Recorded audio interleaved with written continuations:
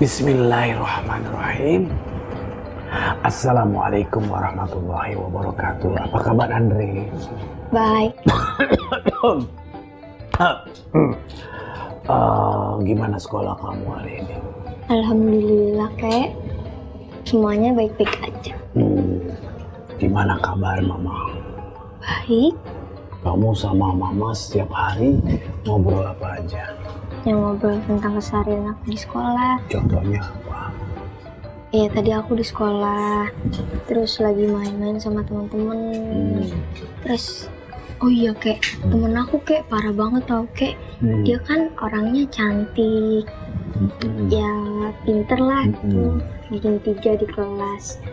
Tapi dia itu punya bapak. Oke. Tapi maaf ya kek, bapaknya itu tangannya yang sebelahnya nggak ada. Oh. Tuh. Terus? Waktu ngambil rapat, bapaknya yang datang di sekolah. Oh, terus? Terus dia tuh nggak mau datang ke sekolah, dia nggak mau ngakuin itu bapaknya. Malu gitu. Oh. Terus? Ya udah, kata mama, aku suruh cerita ke kakek. Wah, bagus ceritanya. Mestinya kalau jadi anak yang soleh dan soleha itu, siapapun ayah bundanya, bagaimanapun kondisinya, anak itu harus hormat sama orang tua. Ya, gak boleh malu karena bapaknya tidak lengkap fisiknya, gak boleh menghina orang tuanya kalau ibunya penjual sayur, karena di mata Allah, hamba Allah itu tidak dinilai dari fisik, harta, ataupun kepunyaannya, tapi yang dinilai oleh Allah adalah ketakwaannya. Begitu. Nah, pemirsa Zakat TV dan Andrea, hari ini kakek akan bawain satu cerita tentang anak yang durhaka dan ibu yang buta. Mau dengar ceritanya? Begini ceritanya. Si anak ini sambil berjalan dan bergumam, dia berkata begini. Saat aku beranjak dewasa, aku mulai mengenal sedikit kehidupan yang menyenangkan. Kemudian merasakan kebahagiaan memiliki wajah yang tampan seperti kakek. Kemudian memiliki banyak pengagum di sekolah. Kebahagiaan karena kepintaran aku yang dibanggakan banyak guru, itulah aku. Tapi yang satu harus aku tutupi, kata dia. Aku malu mempunyai seorang ibu yang buta. Seperti teman Andrea tadi. Matanya tidak ada satu. Kata dia, aku sangat malu. Benar-benar aku sangat menginginkan kesempurnaan terletak padaku.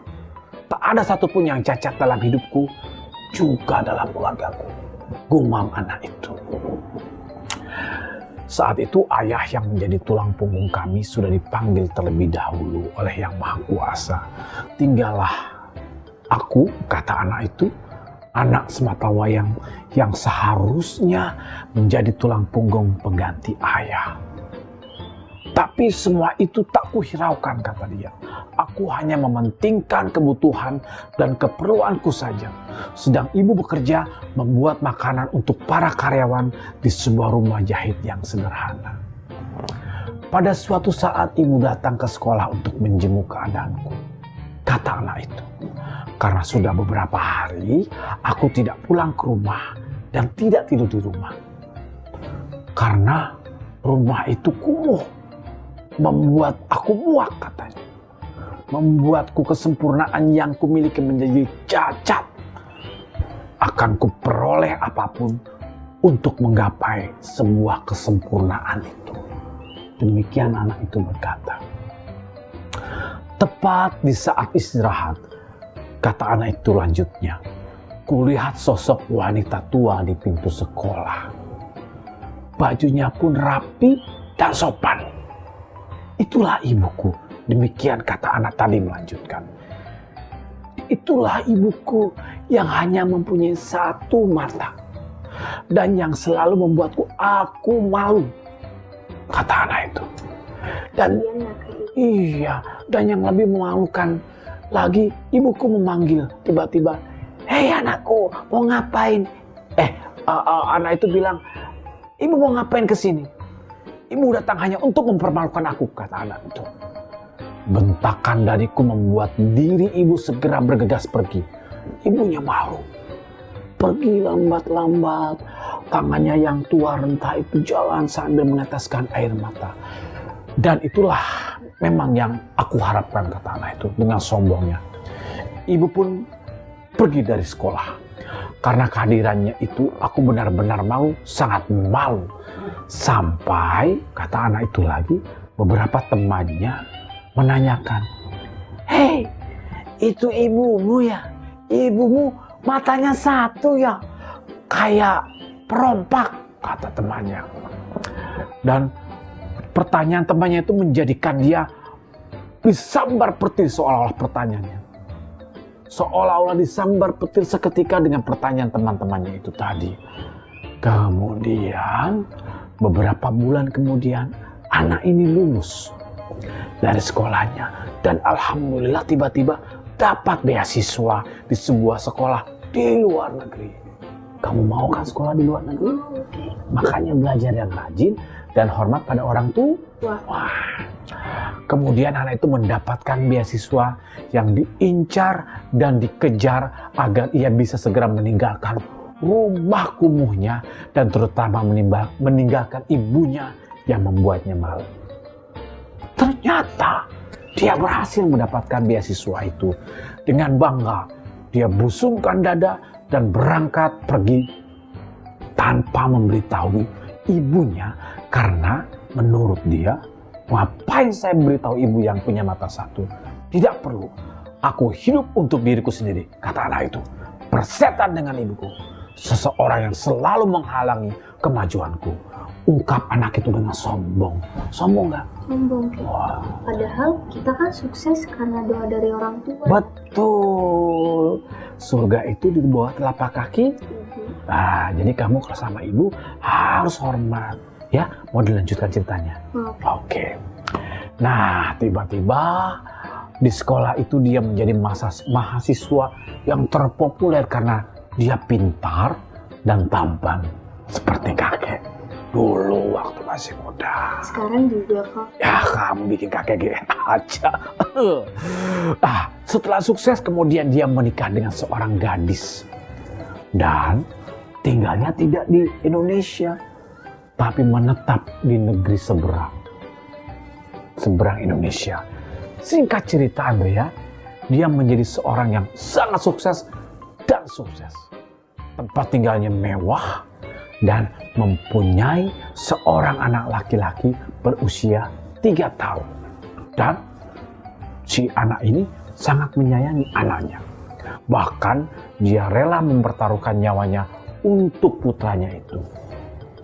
Nah, Andrea, singkat cerita pula 10 tahun kemudian, setelah menetap di Singapura belajar dan membina rumah tangga dengan harmonis, dan sama sekali dia tidak pernah memikirkan nasib ibunya, dia tidak pernah rindu sama ibunya, dia tidak pernah mencemaskan keadaan ibunya, dia bahagia dengan kehidupannya sekarang.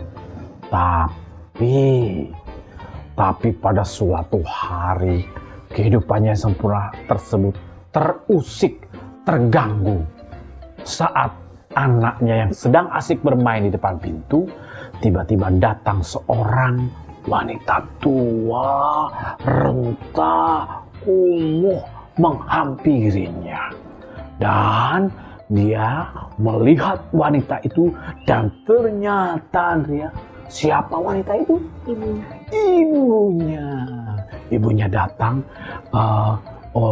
ke Singapura berkunjung ke anaknya ini. Entah untuk apa dan dari mana dia memperoleh ongkosnya.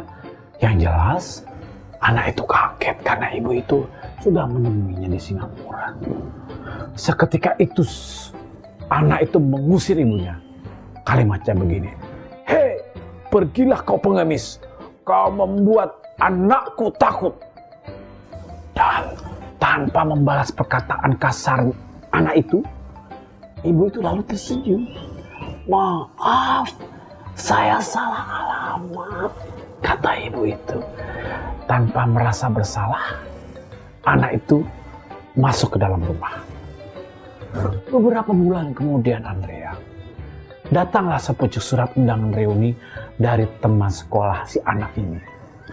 Lantas, si anak ini dengan gagahnya datang untuk menghadiri dan beralasan pada istrinya bahwa dia dinas ke luar negeri. Jadi mulai berbohong sama istrinya. Singkat cerita, tibalah anak yang sudah sukses ini di negerinya Indonesia, di kota kelahirannya. Tak lama hanya ingin menghadiri satu pesta reuni dan sedikit menyombongkan diri bahwa dia sudah sukses.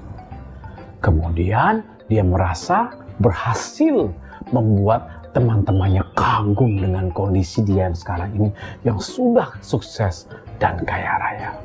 Nah, Andrea, selesai peristiwa reuni tadi, entah mengapa anak ini ingin melihat keadaan rumahnya sebelum pulang ke Singapura. Kemudian apa yang membuat anak ini melangkah untuk melihat rumah kumuh dan wanita tua itu? Sesampainya di depan rumah itu, tak ada perasaan sedih sedikit pun atau bersalah. Bahkan dia sendiri sebenarnya jijik melihat rumahnya. Begitu rumah itu berantakan. Lantas dia melihat kiri kanan. Anak itu tidak menemukan wanita tua yang ibunya tadi di dalam rumah itu. Entahlah, kata anak itu, dia di mana. Tapi justru dia merasa lega karena tidak bertemu ibunya. Lantas anak ini bergegas keluar dan bertemu salah satu tetangga rumahnya. Kata tetangga itu, akhirnya kau datang juga. Kau baru tahu, kau mau tahu bahwa ibumu telah meninggal dunia seminggu yang lalu. Oh, anak itu terperanjat. Hanya perkataan itu, Andrea, yang bisa keluar dari mulut si anak itu. Oh, sedikit pun tak ada rasa sedih di hatinya yang dirasakan saat mendengar ibunya telah meninggal. Lantas si tetangga itu memberikan sesuatu. Ini sebelum meninggal, ibu mau memberikan surat ini untukmu. Demikian kata si tetangganya. Nah, setelah menyerahkan surat itu, lantas anak ini bergegas pergi dan membuka lembar demi lembar yang sudah kucel surat dari ibunya tadi. Begini isi suratnya. Untuk anakku yang sangat aku cintai. Anakku yang kucintai, aku tahu kau sangat membenciku. Tapi ibu senang sekali waktu mendengar kabar bahwa akan ada reuni di sekolah. Aku berharap demikian surat ibu agar aku bisa melihatmu sekali lagi. Karena aku yakin kau akan datang ke acara reuni tersebut. Lanjut surat ibu. Sejujurnya ibu sangat merindukanmu. Teramat dalam sehingga setiap malam ibu hanya bisa menangis sambil memandangi fotomu satu-satunya yang ibu punya. Ibu tidak pernah lupa untuk mendoakan kebahagiaan agar kau bisa sukses dan melihat dunia luas. Asal kau tahu saja, anakku. Demikian surat ibu selanjutnya.